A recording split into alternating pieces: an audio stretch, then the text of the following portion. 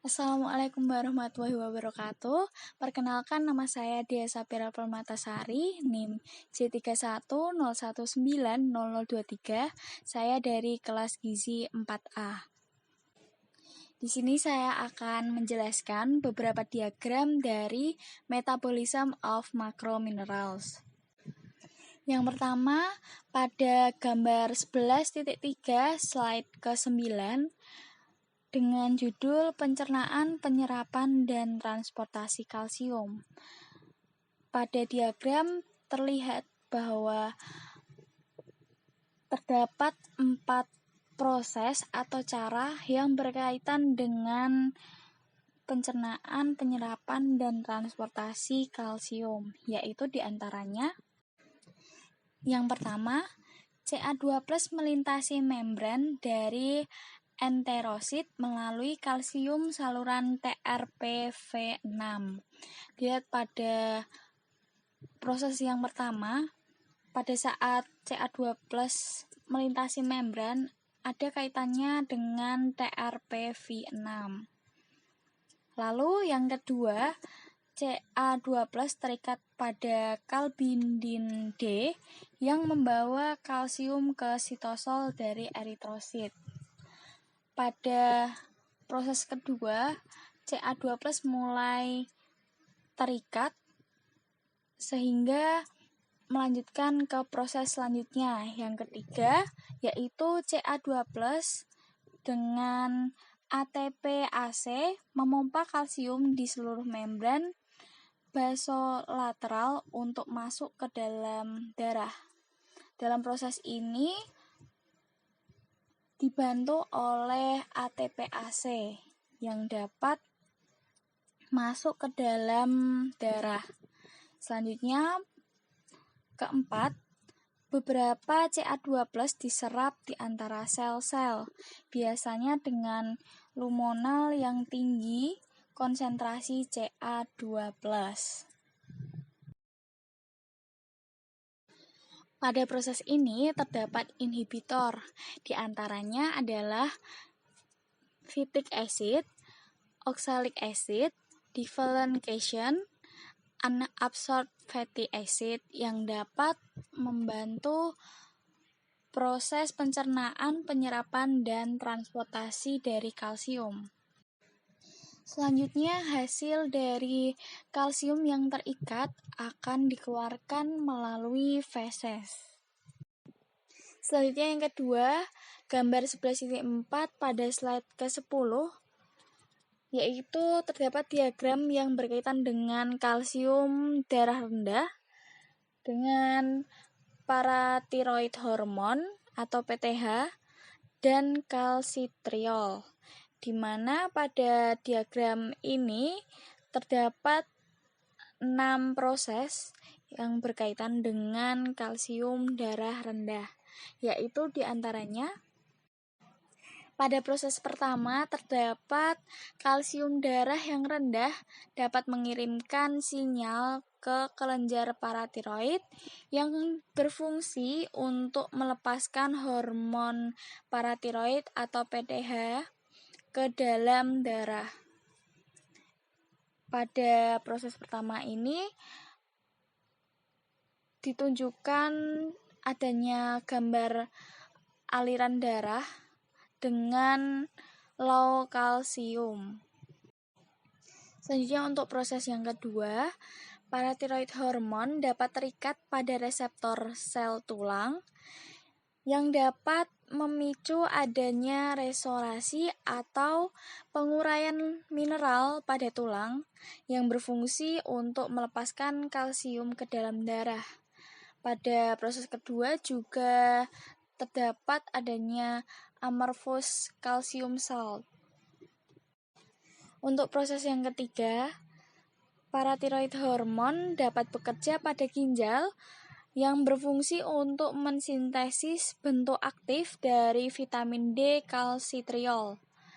Pada proses ini juga disebutkan bahwa terdapat beberapa reaksi yang dapat mensintesis bentuk aktif vitamin D, yaitu adanya 25OH dan juga Ca2+ yang direaksikan dengan 1-hidroksilase yang dapat membentuk kalsitriol.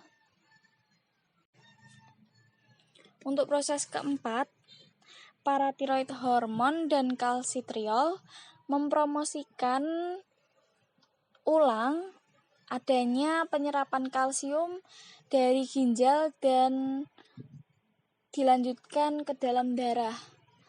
Dengan adanya reaksi yang telah disebutkan pada proses ketiga, dapat dilanjutkan dengan adanya penyerapan kalsium dari ginjal itu sendiri yang melalui saluran peredaran darah. Pada proses kelima, kalsitriol meninggalkan ginjal dan mengitari usus, di mana pada proses ini dapat meningkatkan penyerapan dari kalsium di membran sikat.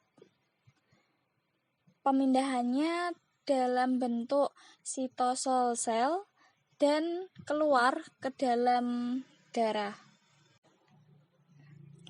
Selanjutnya adalah proses keenam, di mana proses kalsium memasuki darah, yaitu untuk 6A, reaksi Ca2+ yang setelah bebas dari ginjal. Untuk 6B, merupakan reaksi Ca2+ di mana akan memasuki siklus darah.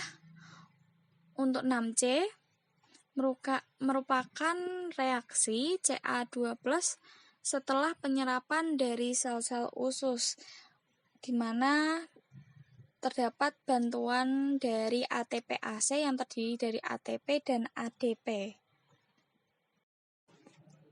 Selanjutnya adalah gambar 11.8, yaitu pada slide ke-18 dengan judul Pencernaan, Penyerapan, dan Transportasi pada Fosfor, di mana pada diagram ini terdapat dua proses yang kaitannya dengan pencernaan, penyerapan, dan transportasi fosfor, yaitu diantaranya pada proses pertama, PI mungkin dapat diserap oleh difusi, terutama dalam proksimal duodenum. Pada proses ini, PI dibantu oleh mineral lainnya, yaitu Ca2+, Na+, ataupun Mg2+. Pada proses kedua, PI mungkin diserap oleh seorang yang aktif kontransporter yang ditingkatkan oleh sentriol. Pada proses ini juga PI dibantu dengan organik fosfat dan juga terdapat reaksi antara PO43+ dan juga terdapat reaksi HPO42- dengan H2PO4. Di dalam proses pencernaan, penyerapan, dan transportasi pada fosfor terdapat inhibitor, yaitu phytic acid, magnesium, aluminium, dan kalsium, yang nantinya hasil dari penyerapan tersebut akan dikeluarkan melalui feses. Lalu pada gambar 11.10 slide ke-27 terdapat diagram penyerapan dan transportasi magnesium. Pada diagram ini terdapat 3 proses yang kaitannya dengan penyerapan dan transportasi magnesium.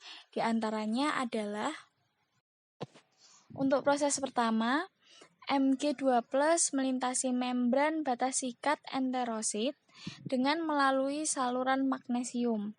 Pada proses pertama ini dibantu dengan TRPM6.